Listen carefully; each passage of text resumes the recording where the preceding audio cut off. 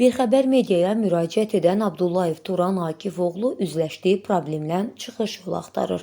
Vətəndaşın sözlərinə görə səhhətində yaranan problemlərə görə dostları tərəfindən ona maddi dəstək məqsədi ilə 6659 manat pul göndərilib.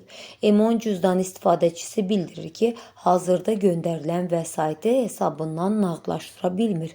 Çünki M10 hesabı bloklanıb. Səbəb isə vəsaitin hardan əldə olunmasını əks etdirən sənədin olmamasıdır. Problemlə bağlı müraciətdə cavab olaraq bildirilib ki, vəsaiti nağdlaşdıra bilmək üçün mütləq sənəd olmalıdır. Qazaxıstandan göndərilən vəsaitin sahibi isə heç bir sənədin olmadığını, sadəcə tətbiq vasitəsilə dostunun hesabına $5550 pul göndərdiyini bildirir. Qarşı tərəf isə vətəndaşa vəsaitin hardan əldə olunmasını sübut edən sənədin olmayacağı təqdirdə sözgedən məbləği hesabından çıxara bilməyəcəyini deyir.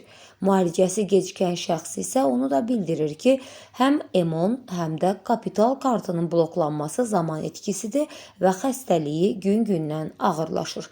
Amma problem öz həllini tapmır. Ümid edir ki, aidiyyatı problemə cavabdeh olan qurum məsələni qısa müddətdə həll edəcək və vətəndaş da öz sağlamlığına qovuşacaq.